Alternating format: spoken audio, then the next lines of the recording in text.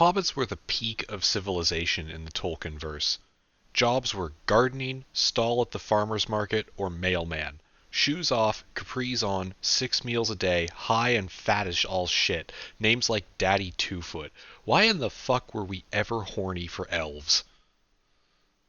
Cryptid Coalition. Tumblr. The Daily Grind, Chapter 197. Okay, James clapped his hands together. We own this room for about 2 hours, and we've got a bunch of dumb ideas to work through. He leaned forward on the wide wooden table that occupied the middle of the basement room, piled with what probably looked like a garage sale to anyone who wasn't aware of what was going on. A garage sale, and also several bowls full of blue orbs. The room was one of many spare rooms in their basements. The Order had a lot of basements. It kept coming up, and they kept using them for things. But the Order also had a couple hundred people that lived and worked in the building now, and so for the large group all-purpose rooms that they had set up in this basement, away from anything critical too, people had to schedule time. Even if it was time for James to induct a group of students into the art of making magic items. 5 people had joined him today, spaced out a little bit around the table that he was leaning on. One of them was relatively new to the Order. One of them was someone who had worked in research, but James hadn't really met all that often. One of them was a Camerconda, and one of them was an intern, and one of them was a body-snatching potion wearing the shell of a human form. So here's the deal, he told the 5 people who had joined him for today's lesson. For the purposes of experimentation, I'm going to share very few details with you before we get started, but I will explain my logic. Everyone nodded, except for the new guy, who looked very out of his depth and kept staring at the Camerconda. Sorry, I thought this was a job interview? He asked. You've already been vetted by our intelligence branch, and 2 people here vouched for you. You're hired, James told him. Now, the reason that... The new guy, a mid-20s man with a blonde mop of hair right out of a 90s high school sitcom, complete with denim jacket to bring the look together, held up his hands frantically. Time out, you can't just... Intelligence branch? What if I don't want the job? James stared at him, taking one long blink's worth of time before he asked, Do you not want the job? I don't even know what the job is, the new guy protested. The high school senior in the room, a bulky kid named Brian, raised his hand. How come he gets a job and I get an internship? Because you're 17, James answered quickly. Putting aside that you basically already get treated like a member here, you literally get a job when you're past the age of consent. Can we focus, please? May I take a job? The Camerconda, watcher of birds, asked. She did not raise a hand. She wasn't wearing arms at the moment. James curled a hand through his hair as he rapidly lost control of the class. Watcher, you have a job. Never had an interview. Well, then you collect the Standard Order stipend, and you work to uphold our principles and accomplish our objectives, as well as having a vote in the nature of our operations, which is not a job exactly, but it's what you already do. Ah! The Camerconda bobbed her head happily. Good, I will be hired. Yes, thank you, James sighed. Then, before he started talking again, he turned to the last 2 people in the room. Farzad, B, either of you have a job-related problem we should talk about? The researcher raised his eyebrows, sitting up from where he'd been tilting his chair back and flicking his eyes around the room. I work here already. I'm good. But I also never had an interview. I just didn't leave after the dungeon thing. Which one? Brian and Watcher of Birds asked in unison, and were roundly ignored together. The potion person made a shrugging motion, the twitch of her shoulders inhuman and artificial, but also strangely more real than when she borrowed the personality of the person that she had eaten. No. Well, tough. You get the membership perks anyway, James told her. Now, anyway, recently research has been trying to expand our range of options by creating more magic items, which I do not think I can keep legally calling dungeon tech if they were made here on Earth. The problem that we keep running into is that we're all very bad at this. James swept his arms over the table, punctuating his words. And I don't mean we can't make this work. We can. I've done it myself a few times. The problem is, the things I can make work reliably are, well, small. I can make a pen that changes font. I can't make a pen that turns bark chips into potato chips. Watcher of Birds perked up immediately. I enjoy potato chips, she exclaimed, before Fazed patted her gently on the head and hushed her. So, James continued, with a compassionate smile at the interruption, the problem we run into here is this. If I teach you what I know about making magic items, you're going to learn all the bad habits I probably have, because we have no way of knowing if we're doing this the right way or not. He rapped his knuckles on the wood of the table. So what I'm going to tell you is the bare minimum that you need to know to get started, give you the supplies, and then we're going to try to make some magic. And if something works, we'll build on that, because we don't need a solution to everything right now. What we need is long-term knowledge of how to teach the next class. But we do get to make dungeon tech, Frazid asked hopefully. Absolutely, James nodded. So, here's what you need to know. In order to make a magic item with Officium Mundi materials, you need 3 things. A blue orb, which is the core of it, at least 1 yellow orb, which we think powers the whole thing, and may in fact not be needed at all, and then 1 discrete object. I'm not going to define what an object is. You probably have a kind of internalized understanding of how a chair is different from the floor, and the orbs probably share that. He thought for a second, and then added, also, once an item is enchanted like this, if it breaks, it crumbles to dust that seems to be removed from reality. So, could we just use that to make magical toxic waste and then break it to get rid of toxic waste? The new guy asked, tentatively. Assuming this is real. Magic is real, don't be dumb, the intern told him. Hey, don't be mean, James scolded the kid lightly. He's new here. Oh, right. Sorry. Magic is real, though. James sighed again at how Brian made it sound like a perfectly obvious thing. We'll talk about actual apologies later. Anyway, good idea with the toxic waste. We've talked about it before. I don't want to touch toxic waste. I'll let you tell me after this if it'd work or not, though. Here's your table. Everyone should have a bunch of orbs. The bigger ones are more powerful. That's all I'm going to tell you. Have fun. At that, he stepped back, finally letting himself settle into the 1 chair on his side of the large piece of wooden furniture. Most of the other people in the room shared glances with each other, like they were waiting for something more, except for B, who made a rapid mechanical motion to pick up a yellow and blue orb and a classic number 2 pencil from the table. She didn't make any normal human expressions like narrowing her eyes or furrowing her brow, but there was a sense of deep concentration from her as she stared at the items that she was holding together.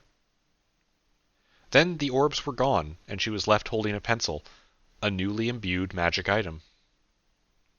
That was quick and interesting, James said. What did you make? To demonstrate, the potion person held up the pencil in both hands and snapped it in half with a sharp crack of wood, and then set the whole pencil back on the table. Ah! The researcher next to her looked at the intact object with a concerned expression. That is... He scooted his chair away slightly. Okay, cool. James nodded, appearing unfazed by the way the world had seemed to warp itself around the breakpoint to undo the damage. Okay. There's some notebooks on the table, too. Everyone keep track of as many specifics as you can, okay? Good job. I'll be here observing. Don't mind me. For the next hour or so, James watched and took notes as the 5 of them tried a dozen different ideas. He hadn't told them they couldn't talk to each other, so they shared their thoughts and attempts, and slowly started to develop a method of getting the blue orbs to do what they were trying to get them to do. Sort of. They spent the last half hour of their time talking about what they were trying, and why they thought it did or didn't work. A lot of it was hypothetical, but guesses that they could turn into results were what most of research was founded on. B, the living potion, seemed to be able to get results rapidly and consistently, but only inside a very narrow band of ideas. She had trouble conceptualizing stranger or more esoteric uses for the random stuff James had presented for them to experiment with. None of them had any luck with the objects that weren't typical office supplies, and a few of them even talked about feeling a resistance to trying to make blue orbs shift into them. James took everything they'd learned and sent it off to the growing archive of things that research knew, or suspected, about magic item creation. There were a lot of people who were better at this than this group in the Order, but today had still helped refine what worked and what didn't. Next time, he'd give them all the notes they had and see what they could do with that. Assuming they could get enough extra blues out of the office, now that they were actually using them and not just storing the ones that were more or less unintentionally found. The Order's stockpiles were starting to dip just a little bit. Just one more line of logistics they needed to manage. And Watcher of Birds didn't end up getting anything that could convert matter to potato chips, which James figured was a true tragedy.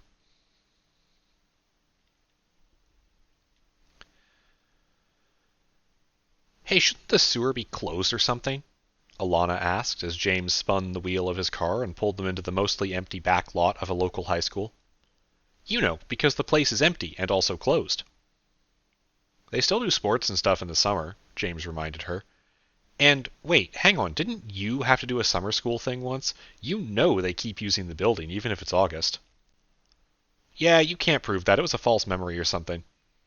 Alana folded her arms and twisted in the passenger seat of the 30-year-old VW Bug that James was driving.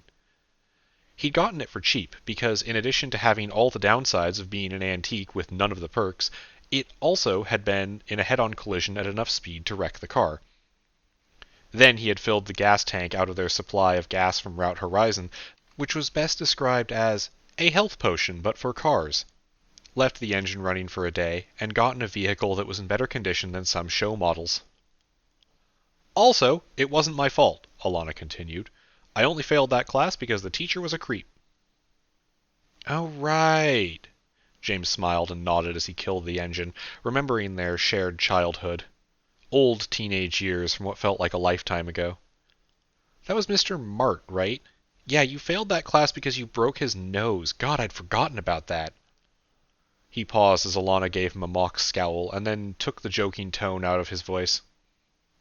"I feel like I was probably a flippant dick to you about it at the time," James said quietly, staring through the windshield at the back entrance to the high school. Not the one that they had gone to, but still, a familiar vibe of a building. "I never really apologized." Fuck it," Alana shrugged. "You're only a flippant dick now when it's funny, so that kind of makes up for it, and I don't have to do summer school ever again." "You were, on the way here, literally just talking about learning how to kayak next week." James broke out of his mild emotional downturn and laughed. "See? Funny," Alana told him, leaning over to shoot a tickling kiss at his neck as she popped her door open and wedged her tall frame out of the car and onto the asphalt of the parking lot that was shimmering with heat mirages as it baked under the summer sun. James snorted and followed, bending his arm at an odd angle to reach between the tight gap into the back of the car, pulling a duffel bag after himself. As he did so, another vehicle with more leg room pulled up next to them, and a couple more people hopped or slithered out. Deb and Frequency of Sunlight had gone through a lot together. They had nearly died at least twice, they had saved each other's lives an equal or greater number of times, and they were also dating, which raised a lot of eyebrows from people for a variety of reasons. For a while, they'd been in a protracted personal argument about whether or not Frequency of Sunlight should be risking her life at all after everything that had happened. Deb had gotten pretty mad at James during that time, for the expected reasons.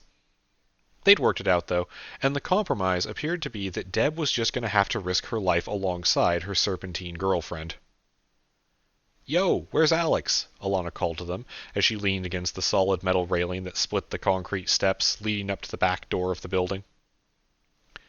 "She said to tell you she was dead and could not be here," Frequency of Sunlight answered matter-of-factly in her digital tone. "She had an allergic reaction to guava and is resting," Deb answered more realistically. "She is very ashamed, and it would be nice if you didn't make her feel bad about this."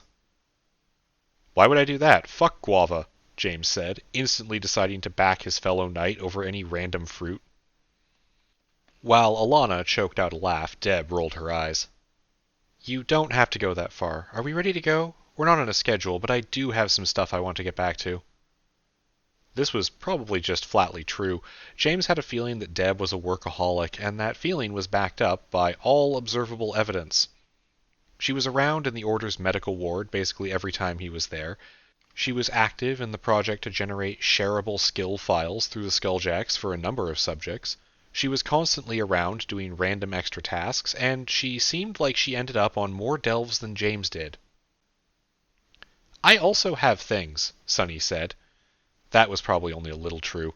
The excitable Camerconda girl had been spending the last week in an air-conditioned room eating peanut butter crackers and watching YouTube videos about historical events, finally having the downtime needed to push through levels of her lesson. Her lesson, the magical touch of power that came from the dungeon somewhere below this building that they were about to break into, required her to learn about history. Any history would do. Once she did enough, she would get an option of one of 3 upgrades, and then she'd need to learn more history. James had 2 lessons, one for basketball, which he'd stalled out on, but which made him a worryingly effective sharpshooter already, and one for biology, which currently made him a lot harder to actually kill. Alana's lesson let her read minds, kind of, which was why she was along today. Yeah, James said, adding a cheerful, "Let's rock," as he brushed past his girlfriend and yanked open the heavy metal door to the school's back entrance. It wasn't locked, because at this point the Order had 4 people working here to make sure the dungeon didn't get up to anything shitty, and they had ways to make sure they could get in. In a way, high schools were like dungeons, in that they were horrible and no one really liked being here, and if you survived them you got the reward of an arbitrary accreditation. That last one might have been unique to the first dungeon James had found, really, but disliking the short labyrinth of scuffed tile floors and the unique smell of the school band practice room wasn't just for high schoolers. "This place is bad," a soft voice fluttered in his ear. Well, not in his ear exactly. The still unnamed navigator that lived in his head was only a small bit physical, and most of what he said actually sounded somewhere in James's thoughts. "There's no... The Infomorph struggled, looking for a word it might not know yet. James provided it, pushing a thought forward. There was no wonder here. Just the repetition of classes and student migration patterns, every inch mapped and uninteresting. Until they made it around the corner to the basement of the school that didn't exist, and found a rusted security door, blue paint flaking off, one edge dented in. If you looked at the building's blueprints, this would lead nowhere. If you looked at the building's blueprints, you'd never get here. If you looked closer, you'd realize the door didn't exist. This was the entry point to the Akashic Sewer, the most hateful, arguably most dangerous dungeon that the Order knew of. This wasn't the casual, apathetic danger of Officium Mundi, or the environmental trap of Winter's Climb. This was a place that seemed to delight in inflicting pain, on anybody who entered, on the things that it grew inside, and on any bystanders that it happened to get its hands on. If left unattended, it would rapidly get bored and start sending its creations out to kidnap more students to murder. They were here on what James thought of as a rescue mission. The group pushed through the door and found themselves in an almost totally dark room with a broken concrete floor and the steady drip of putrid water from a series of broken copper pipes on the walls. The smell assaulted them instantly, a mix of rot and vomit and spice that invaded the nose and tried its best to trigger the gag reflex. Which was why they had put on the filter masks before coming in. The Order learned fast when it came to stuff like this. It took a few minutes to distribute their gear and get ready. Their standard body armor worked, but the dungeon confiscated a lot of stuff that would otherwise be standard for them, dragging it back by force through the door if they ever tried to bring it in. So they worked around it. No guns, no weapons really, but they could bring in brooms that were actually just weighted staves, or a set of tiny paper airplanes, special made with a blue orb so they would always hit what they were thrown at and were far sharper than they should be. And then they were ready and moving. Flashlights casting beams that didn't go as far as they should, armor not feeling quite like it was enough to keep most of the environment out, but moving all the same. This place is bad, and I do not like it, Frequency of Sunlight offered, as the human members of the group had to duck to avoid a part of the pitch-black tunnel where the overhead pipes dipped down to head level. They had a serrated break in them, like they were designed to take an eye out, which they quite possibly were. James gave an unseen nod, using the end of his staff to spear a fist-sized mutated cockroach that was advancing on his feet in a manner he did not appreciate. Sunny has hot takes, he told Alana through his mask. Yeah, she's right, though, Alana reminded him as they skirted around one of the few light sources this place had. They avoided it because it was a thin, dripping trickle of bright blue, glowing corrosive fluid. Hey, so this stuff, right here. She pointed at it, her heavy, gloved finger casting a sharp shadow in the illumination. Does anyone else see this and think it looks the same as rat roach drool? Gross, James said reflexively. Deb took a more clinical approach. It does, yes. Arush and Kika both produce saliva of roughly this consistency. She made a considered noise. It's also the same color, though not the same texture as their blood and some of their other fluids as well. What do you think it means? The nurse asked, looking over toward James. Hey, don't ask me. I'm not really an expert, but if I had to guess, I'm just going to say the dungeon is reusing ideas because it's kind of uncreative. James looked back to the mystery liquid. We didn't bring any stuff to take safe samples today, so we might have to come back if we want to check. It's probably not important, but knowing anything is better than knowing knock. His words trailed off as something jumped at him from the gaps in his pipes, his inattention making him the perfect target for an ambush. Rough scratching filled the tunnel of pipes alongside James' yell that was quickly picked up by the others as the thing that had fallen on him tried to rip apart his chest. Unfortunately for it, his chest was pretty well armored, and it changed tactics too slowly, trying to scramble up to his shoulder and go for his throat before being blocked by James grabbing it. It was easy to see, sort of. While most of it was shadowed in the dark, its small form only briefly lit up by the flashlights they had attached to their armor. The thing had a bright glowing orange point of light inside its chest that made it very simple to track. And Alana tracked it best, keeping a cool head, stepping behind James and reaching around to grab the creature's head before slamming it into the wall of pipes, bone and muscle pulping against the metal that she hit it into.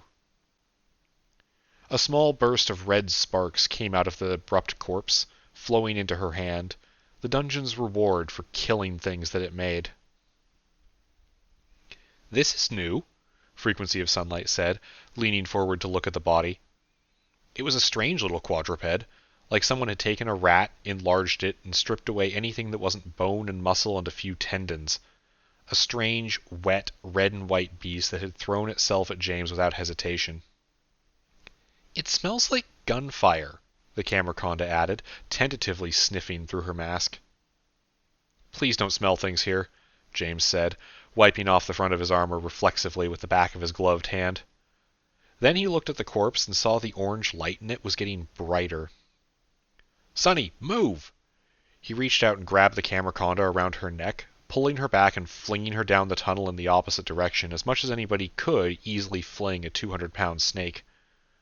Alana and Deb also backpedaled quickly as he called, echoing his worry. Then the rat exploded. Not in a deadly ball of fire, but still spraying near molten blood and scraps of bone around the immediate area. Wow! Alana needlessly exclaimed into the aftermath. This place is getting worse. No one disagreed. They made sure they were doing all right, checking for injuries, before they got moving again. They had some more ground to cover. They pushed on through the dark as quickly as they could while being safe about it. Their actual target, both of them, really, were deeper in than just the initial tunnels of pipes and concrete and mildly exploding rats. Regularly, one of them would smash one of the oversized beetles, generating a single red spark. Sometimes they'd find a door that would take those sparks to unlock, though they held off on actually doing that this time.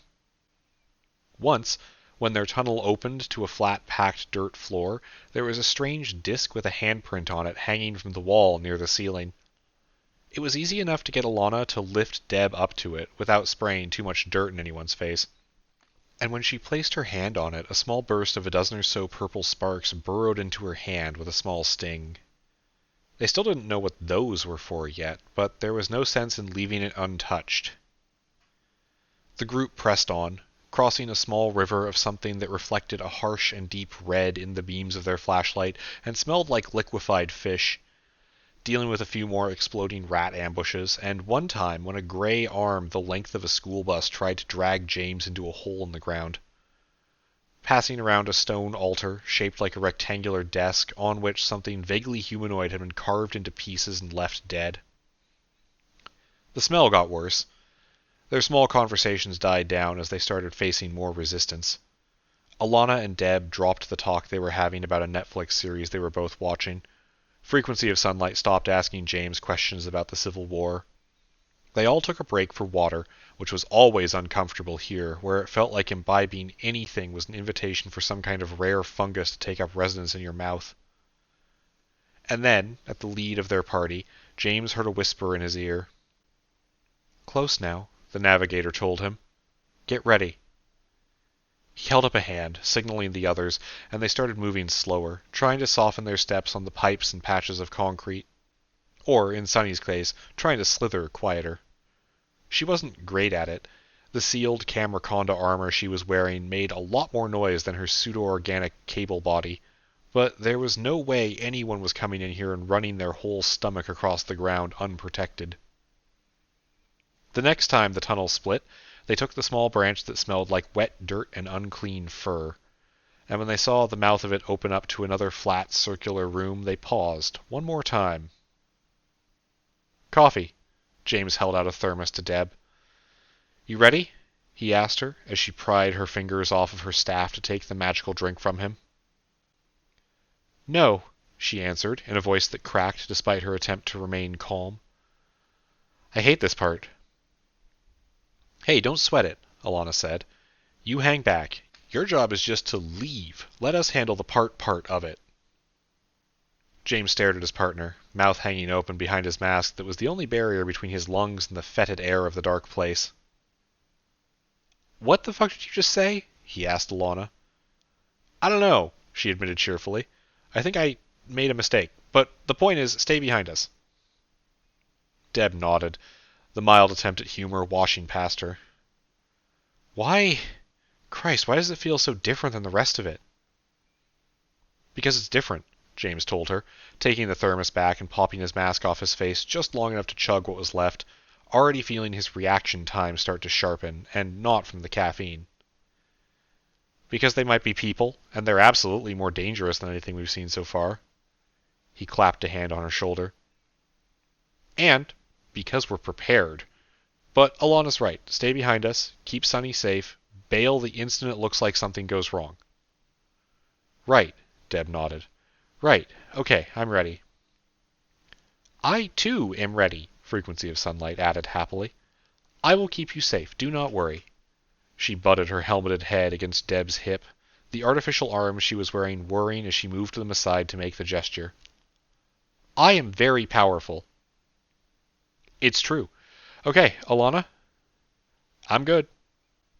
"Let's go then," James said, and walked into the flickering pale light of the cleared space, some kind of glowing moth creature pretending to be light bulbs hanging from the ceiling.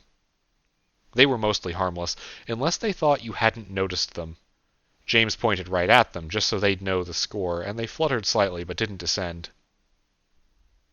The room was much like the last couple they had passed through. Hard dirt packed down to a surface that would have made for a decent hiking trail if patches of the ground weren't torn up where holes had been dug down. The walls were broken tile, and against the back wall from where they had entered a risen dirt basin of something thick and luminescent set, with a pair of brown lumps slumped over it that it took the mind a minute to realize were bodies, though not human ones. The room was also occupied. The small burrows in the floor and walls were filled with shapes that reacted to the presence of the delvers. Some slow, some worryingly quick. The rat roaches that dwelled here unfolded their many limbs and grabbed for whatever salvaged and makeshift weapons they had at hand, moving in response to the invasion of their home. "Hello," James said, in a voice that was both compassionate and firm, the word carrying over the sounds of scratching and hissing. "We're here to try to help." A rat roach, a roughly human-shaped creature made of slapped-together parts from rats and bugs, this one with a third arm growing at an odd angle out of its left thigh, a face that had a zigzag pattern of chitin cutting through the furred muzzle, and angry red infected lines on its flesh where the skin and chitin met, exploded forward as soon as James stopped speaking. It had a knife made of a spike of metal wrapped in rotting leather, and it tried to drive it into his eye, stumbling as its own speed got beyond what it could make the body it was wearing do. Alana caught its arm and looked at it. Like James, Alana also had a lesson from this place, but her lesson gave her the reward not of aim or endurance, but empathy. And 3 steps up the path of that growth, she could read the feelings coming off of almost anything, human or not.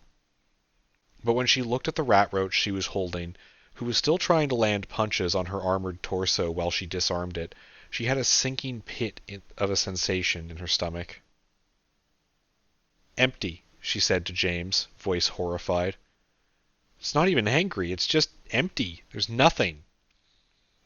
Pulling the rat roach close, Alana took a grip on the creature's poorly made form and did her best to snap its neck as quickly as she could. The thing about Alana's power that was sometimes inconvenient was that she couldn't really turn it off. And so, when James lit up with enough anger to melt through steel before he shoved it back down, blocking the next incoming attack from another cobbled-together monster as he did so, Alana got some of that too. She just wasn't as good as putting it aside as her boyfriend was. 3 more rat roaches tried to kill them, and one by one, Alana looked at them with an eye for those ephemeral details of deeper feeling.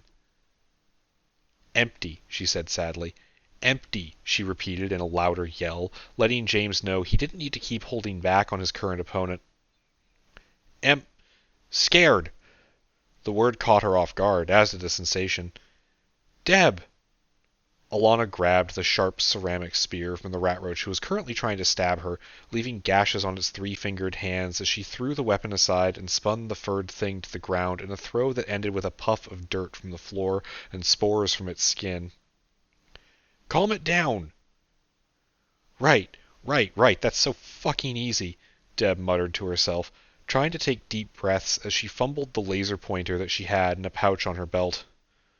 "Calm, I'm calm, I can be calm," the woman repeated to herself, trying to steady her emotions, as she leveled the laser pointer at the rat roach and pushed the button with the softest of clicks.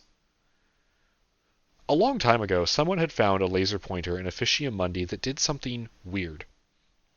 That wasn't really a surprise. They found weird things all the time, but this one was both weird and useful, and small enough they could make a lot of copies of it. And so, the laser pointer that shared your emotions with whoever you hit became a part of a lot of their toolkits. Deb wasn't really calm. She was still nervous and scared, but she also had a couple other things in there too. She was worried for the rat roach, worried for her friends, and she really wanted to help, and all of that flowed neatly into the creature that Alana was pinning down. Well, at first. Alana let it go rapidly and moved to block another knife that had just been thrown at her head, and as soon as Deb took away the overwhelming fear and replaced it with a calmer, much more managed version of the feeling, the rat roach that she was holding stopped struggling quite so aggressively. The fight didn't last much longer. James and Alana, with frequency helping out by occasionally freezing a rat roach in place, took down and dispatched every enemy that was just an empty puppet for the dungeon. Alana didn't even get hurt, though James had been kicked in the knee by a rat roach that had an overdeveloped leg, and he was rubbing at the aching joint. There were still rat roaches left, but none of them had charged the group. Either survival instincts, or fear, or something else. 2 of them, both with scraggly brown fur that blended into the dirt they were huddled in, had held back in the small holes in the middle of the room. One of them was staring at James and Alana with a set of 3 mismatched unblinking eyes, while the other had just turned away, misshapen paws held over its triangular head, slowly rocking back and forth. James steadied his breathing, let his heart rate stop hammering from the adrenaline rush of dealing with something that legitimately wanted to kill him, and then took a step forward and handed off his staff to Alana, holding his arms out to the side. "Hey," he said quietly, a wet waver in his voice. "We're here to try to help." He moved forward a little more, and the rat roach that was watching him, eyes locked on like lasers, flinched back. James stopped moving and dropped to a crouch at that distance, bringing himself down to the rat roach's level. "You do not look like you are having a good day," he said in that same quiet tone, like he was talking to a scared animal. "Would you like to leave here? I know it's scary, and I know we just killed a lot of people that look like you, but we aren't going to hurt you." The rat roach he was looking at slowly, ever so slowly, tilted its head over to where Deb was now calming down in earnest, and the member of its species that had attacked the Delvers was sitting upright, cautiously accepting a granola bar from frequency of sunlight. Then it looked back at James, curiously tilting its head, a line of blue corrosive liquid splashing from its broken muzzle to carve a sizzling line in its fur alongside several matching dark scorches. "Yeah, all of you," James said. "You feel, you think." He glanced at the one that had attacked them. "You might even care about each other. I don't know why you and not the others, but you're alive and no one should have to live here." It took a little more than just a promise in the language the rat roach might not fully understand in order to coax it out of the hole that it had buried itself in. Even longer for the one that refused to look up at James, and who Alana told him was feeling nothing but resigned terror. While he talked and sat with them, unarmed, trying to make them as comfortable as he could, Alana took the jugs they had brought along and filled them with a fresh supply of the bizarre liquid that pooled in the back of the room here. The Order called this stuff Shaper Substance, and it offered unparalleled, intensely painful control over one's own body. They had a lot of possible uses for it, and a lot more tests before they could do anything with it safely. While two of the rat roaches seemed to both understand and be willing to leave, the third still didn't look up from where it was sitting in its hole, which was a problem when a furious shriek echoed from down an upcoming tunnel. This had happened the last time a team had come in here too. At a certain point, the dungeon's version of a boss fight apparently got pissed enough to start hunting them, which was fair because they were going to cheat anyway. "Deb, can you take those two back? Alana and I will join you in a minute, if you could get an isolation room ready," James said, keeping his voice level. "Of course." Deb's voice was professional as she reached out and offered a hand to one of the rat roaches, Sunny taking the other, and eventually getting the dungeon creations to hold hands in a way that they seemed intensely eager to avoid. "I'll see you back at the lair," she said, pulling a telepad page and vanishing. "So what now?" Alana asked, gesturing to the rat roach that couldn't even look at them. "It's painfully scared, buddy." "I think it was you that reminded me a while back that you can't always ask a victim if they want to stop being abused. Sometimes you just have to solve the problem," James said. "I'm going to put a hand on it. Ready?" Another shriek sounded, far closer this time. "Ready," Alana said, flourishing a telepad. "Do we want to give Deb some time?" "He invaders!" a rasping, buzzy voice screamed at them from down the hallway. Something with better night vision than James, having spotted them from far away, a heavy slaps of claws on metal sounding as the most dangerous rat roach in this place rushed them. "Nope," James answered Alana's question, grabbing her hand and reaching down to gently place his hand on the terrified creation's shoulder, feeling it tense and flinch under his steady grasp, like it was waiting to be killed. And then, with a pop of displaced air, the three of them were somewhere else. Cleanup would take some time. They all needed to go through decontamination. But that was what the room they aimed their telepads at was for anyway, even if their new arrival was currently curling into a ball on the floor, screaming. They had accomplished all of their goals. "I fucking hate that place," Alana spat out. No one in the room disagreed.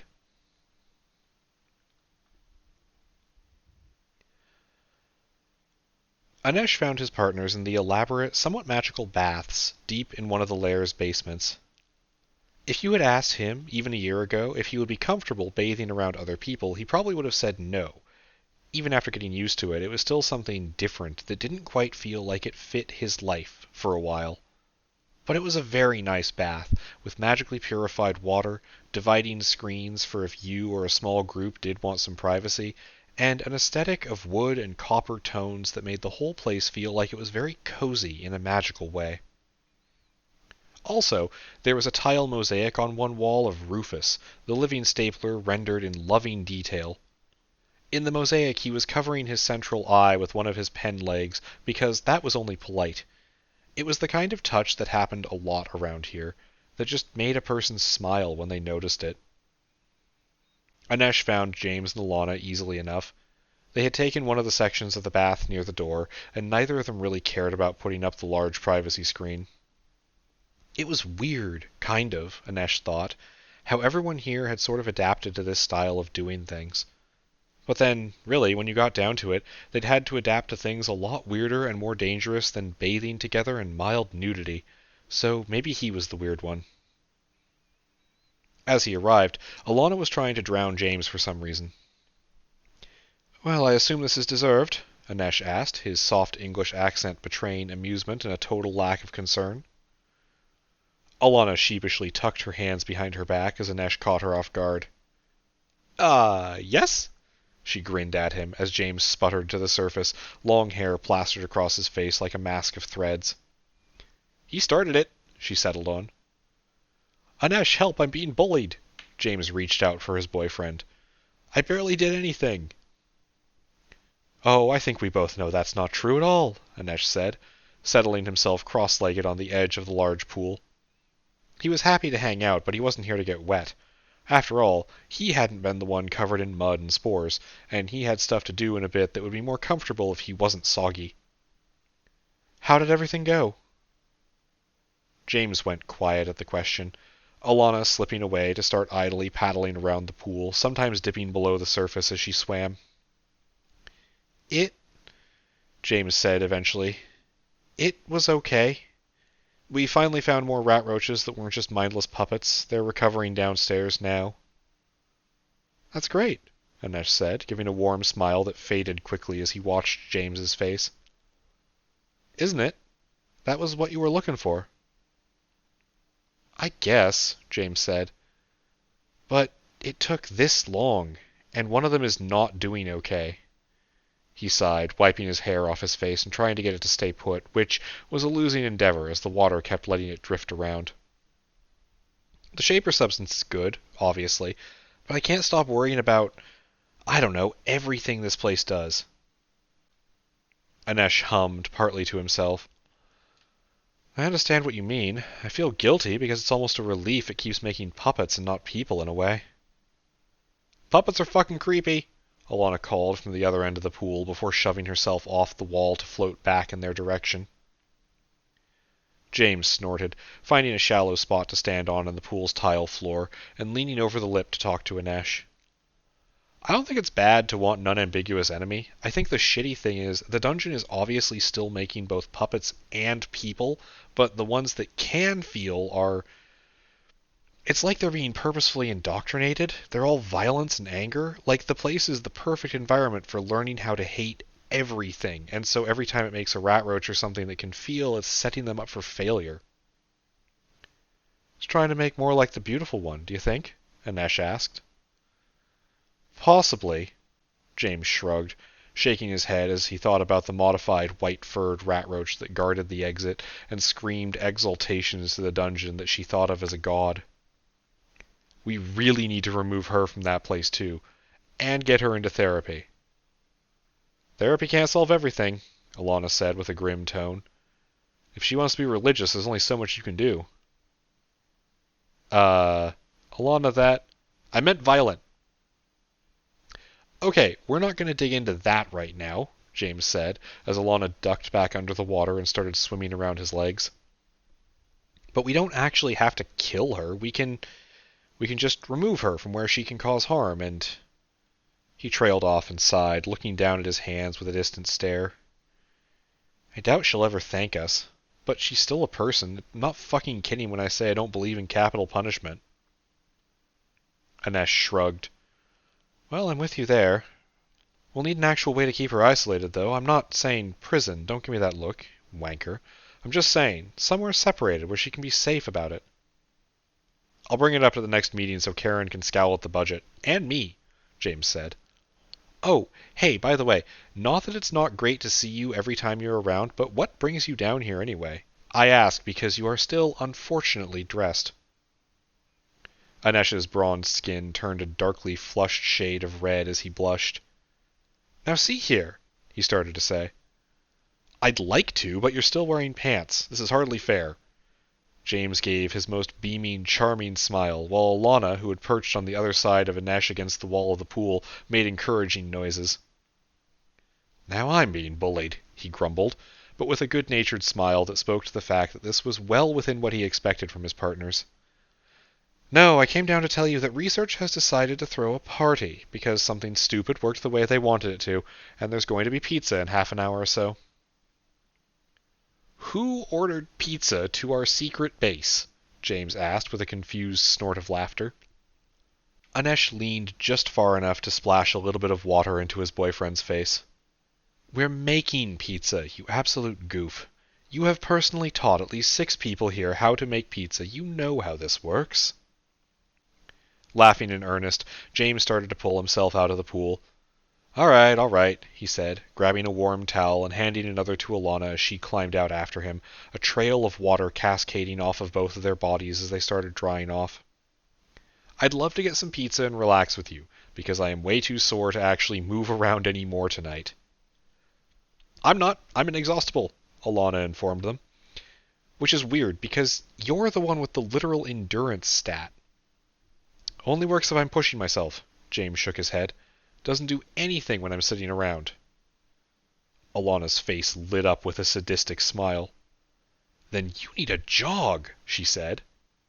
No, Anesh cut in. Pizza, Alana. He paused and then sat a hand on her head in a thoughtful manner. Then you can make James run, and not me, please. James was smiling as he watched the two of them start to banter while he dried off and pulled on the clean clothes he kept at the lair these days. Despite renting an apartment, he felt like sometimes he lived in this building. After dressing, James made his way over to the hooks on the wall where a few specific magic items were kept. Copies of the same brooch, looted artifacts from a rival and far more evil organization that were capable of purifying food, and, it turned out, water counted as food, even when it was filled with soap, dirt, and whatever else had clung to them from the sewer. The one James grabbed had also recently leveled up enough to unlock a new power, which let it bind itself to a processor. This was an infuriatingly vague power that did nothing, but it was something new, which was always exciting.